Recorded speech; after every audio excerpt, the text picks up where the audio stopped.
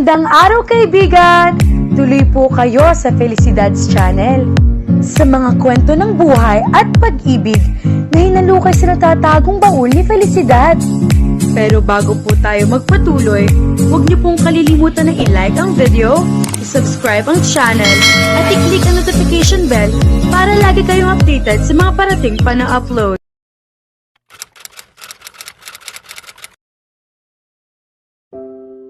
Nakatayo sina Mavic at Mac sa harap ni Judge Jonathan Oliva sa sala nito. Gaya na napagkasundoan nila, sina Sushmita, Carmine at Maricar ang mga tatayong witness sa kasal nila.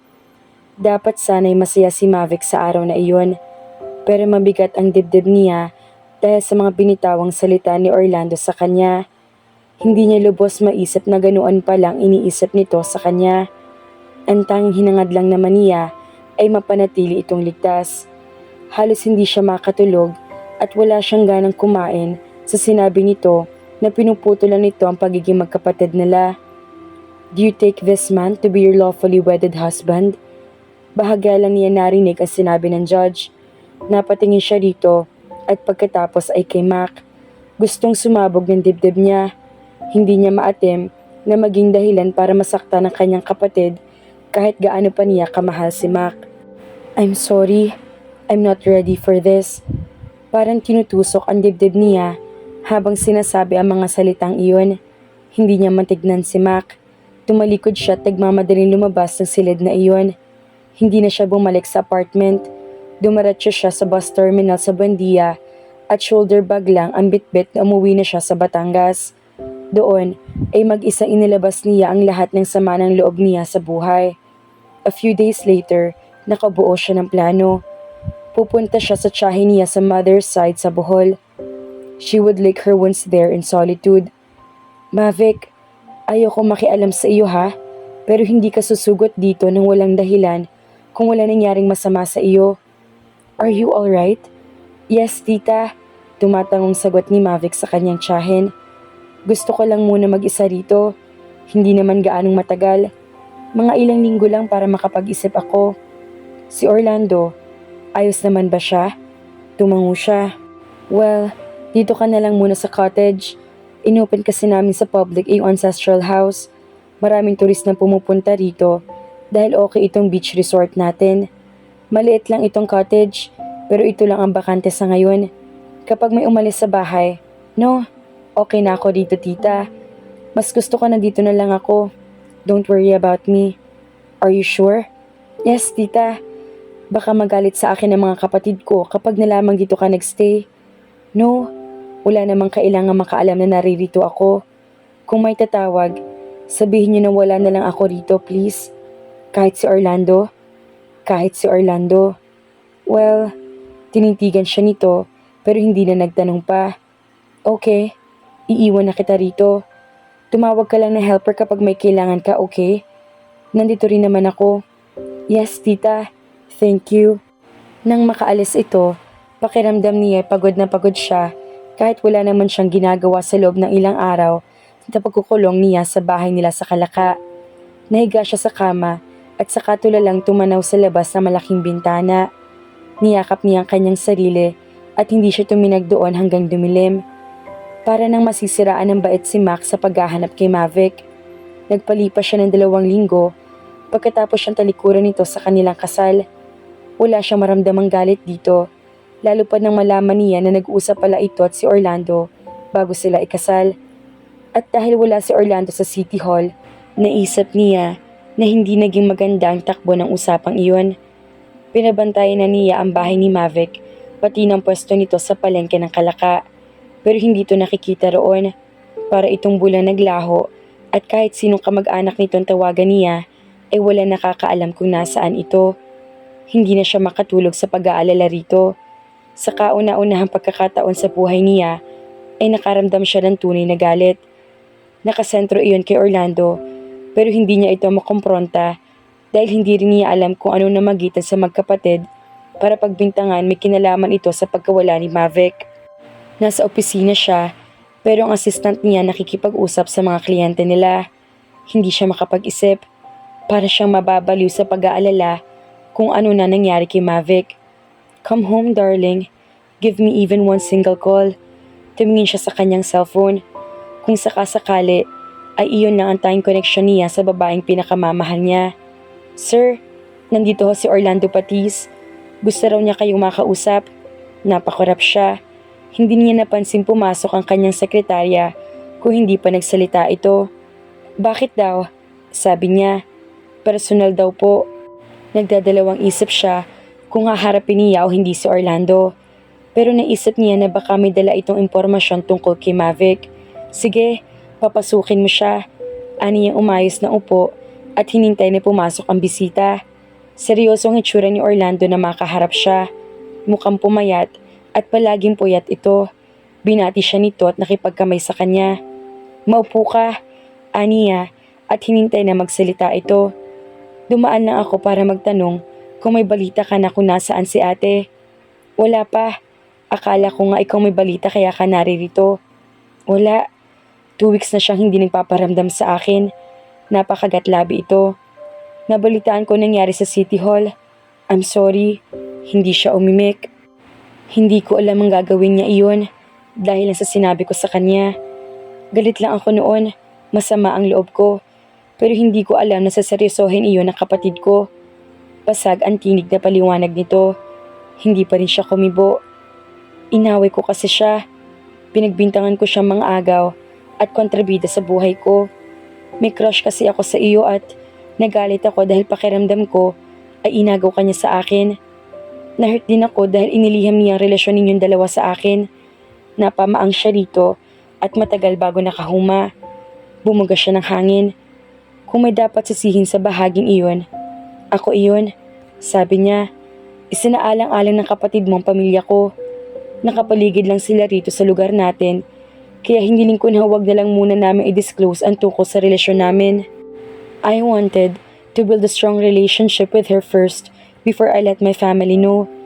Nasa politika ang pangkan ko, kaya cautious ang pamilya ko kung sinong babae ang nagiging karelasyon ko. Ayoko mamagitan iyon sa amin, lalo pat may kapansanan ng kakambal niya. Si Orlando naman ang hindi nakakibo.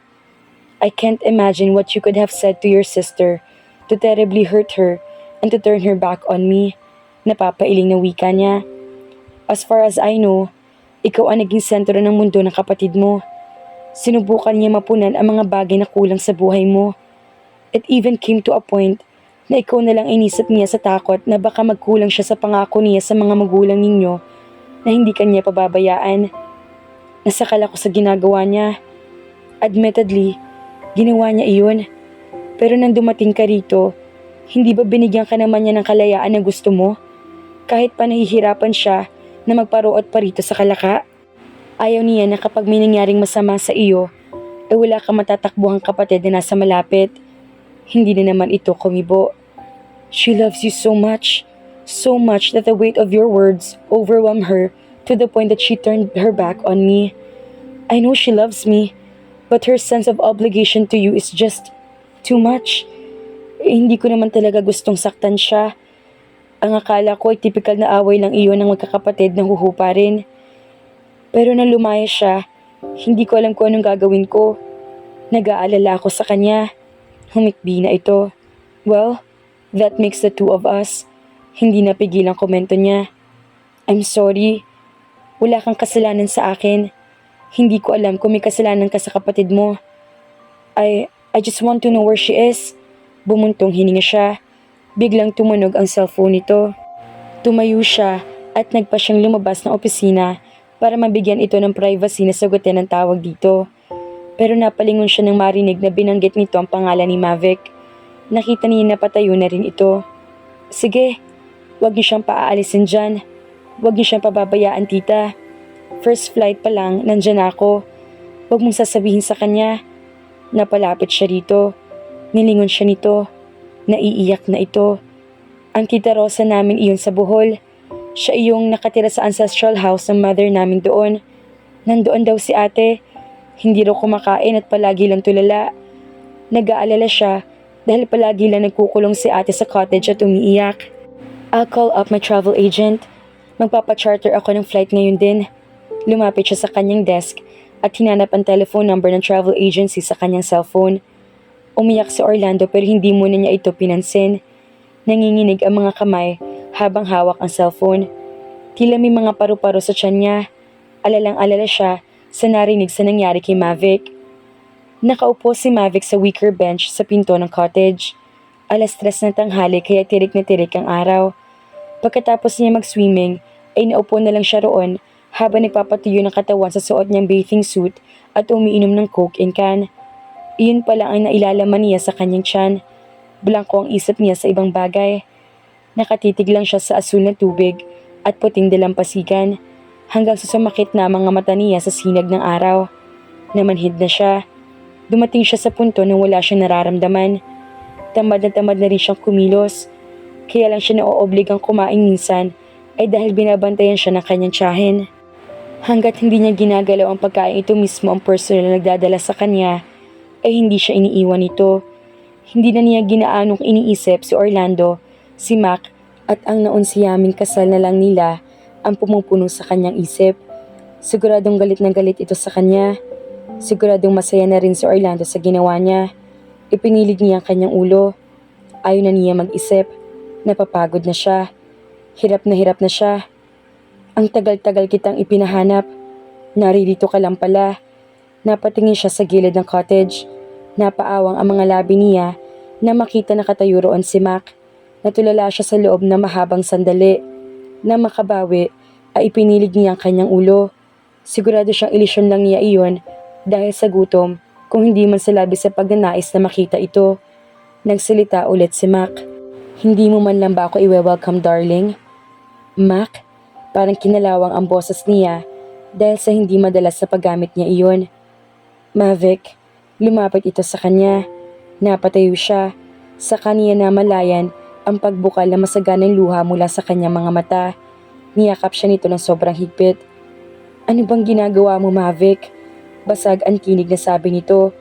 Waring hindi nito nakontrol ang emosyon nito pagkakita sa itsura niya. Hindi na rin niya nakuhang sumagot. Naninikip ng dibdib niya sa mixed emotions na nararamdaman niya. Pumikit siya at sa muling pagdilat ay sakalang siya naging aware na may kasama pala ito, si Orlando. Umiiyak din ang kakambal niya. Mahinhing ipinahid nito ang mga luha nito. Kapag kuwan ay ngumiti ito at kinawayan siya. Lumakas ang pag-iyak na. Pinakawalan siya ni Mac para malapitan niya ang kanyang kapatid. Kay Orlando naman siya yumakap. Sa loob ng ilang minuto ay hindi siya makapagsalita. Pakiramdam niya ay nasaid na ang kanyang luha. Nakaupo si Mavic sa harap ng dresser habang minemake-upan siya ni Carmina. Finally, natuloy na rin ang kasal na to. Iiling-iling na sabi nito. Tinignan nito ang mukha niya. Tapos na ba tayo? Usisa niya. Eto na, malapit na. Nilagyan pa nito ng kaunting powder mukha niya at saka ulit siya pinaharap sa salamin. Napatingin siya sa nakita. Perfect! Correct! Pagsang-ayon sa kanya ni Sushmita. Hala, tara na at baka sumugod na rito ang groom mo. Hahanapin ka na naman nun. Palagi ka pa namang nawawala. Tinulungan siya nitong tumayo at buhatin ang kanyang trail. Tumulong na rin ang maid of honor at mga bridesmaids na pawang mga pinsan niya. Wala naman kasi siyang kabarkadang matatawag dahil nasentro ang pagbabantay kay Orlando ang kabataan niya. Pagbukas ng pinto ay nakatayo sa labas niyon si Orlando. Nakasuot ito ng barong Tagalog na pink. Turn na sa motif ng kasal niya. Mas makapal pang makeup nito kaysa sa kanya. Sige na nga. Hahayaan ko na lang na mas maganda ka kaysa sa akin. It's your day after all. Anito habang binebeso siya. Oy, ang espasol. Baka dumikit sa bride. Saway rito ni Carmina. Masyadong makapalang foundation mo, Barbie. Pamburol at hindi pang kasal iyang makeup mo. Iningusan lang nito ni Orlando at hinawakan na siya nito sa kamay. I'm sure, happy si na mama at papa saan man sila naroroon. I'm sure, nakatingin tugon niya. Nagkuhanan pa sila ng litrato sa loob ng bahay. Pagkatapos ay inalalayan na siya ng kapatid sa pagsakay sa bridal car. Napangiti pa siya na matanaw ang buntis na buntis ng si Ate Salve. Kawa ito ng kaway sa kanya habang nakaalalay rito ang asawang si Tino. Nauna pang ikasal ang mga ito kaysa sa kanila ni Mac. Sister, Magpa-beauty ka na at malapit na tayo sa church. Tumatawag ng jowa mo. Hindi ko sinasagot para pagpawisan ng konti. Sabi sa kanya ni Orlando na kasama niya sa loob ng kotse. Hayaan mo siya. Para medyo kabahan naman. Nakangising sabi niya. Natatanaw na nila ang simbahan. Pagkatapos ng church wedding, ay sa maluwang na natatanaw na bakuran ng bahay nila gagawin ng resepsyon. Gusto man nila ni Mac ng private wedding sa dami ng mga kamag-anak nila sa parehong side, ay hindi na nila tinanggihan ang isang magarbong kasal na iminungkahi ng ama nito. Kinabukasan, ay didiretso sila sa after party sa bahay ng mga magulang nito sa Maynila para sa mga hindi makakapunta sa partido nito dahil may kalayuan ng Kalaka. Sakalang sila didiretso sa airport para magtungo sa Morocco, kung saan sila nakabook ng 2 linggo sa isang honeymoon suite. Sa wakas, ay huminto ang kotse sa tapat ng simbahan. Huwag ka raw munang lalabas hanggat hindi pa naayos ang entourage. Parang nanay na sabi sa kanya ni Orlando. Ito talaga ang tatay yung magulang sa kasal niya. Kinakabahan ako, Olan. Cool ka lang, sister. This is your day kaya i-enjoy mo. 5 minuto pa bago nito buksan ang pinto ng kotse at inilalayan siya sa pag-ibis. Iginiya siya nito sa pwesto niya sa pinakalikod ng mga sponsor sa kasal.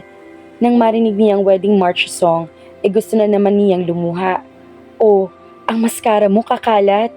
Paalala sa kanya ni Orlando na nararamdaman yata ang nakaambang pag-iyak niya. Nang alalayan siya nito at ihatid sa altar, ay napangiti siya na maluwang. Tensyonadong ang groom niya. Bakit? Ninenerbiyos sa tanong niya kay Mac nang hawakan nitong mahigpit ang kamay niya. Hindi ka na makakatakbo ngayon, sabi nito. At wala naman akong balak. Ngumiti ito. You look so lovely. I am lovely. And you, my groom, are dashing. I love you. I love you too. Nang sa wakas ay humarap sila sa arsobispong magkakasal sa kanila, wala siya ibang maramdaman kundi kasiyahan, kapayapaan at nag-uumapaw na pagmamahal para sa kanyang magiging kabiyak. Habang ikinakasal sila, ay bigla niya naisip ang isang verse sa Biblia. In His time, He makes all things beautiful. In His time, tinignan niya si Mac, nakatngiti ito sa kanya. That saying was so perfectly true. Maraming salamat mga kafelisidad. Sa uulitin! Shoutout po kina Nuray ni Aini at Jerilyn Tagumaya. Maraming salamat po!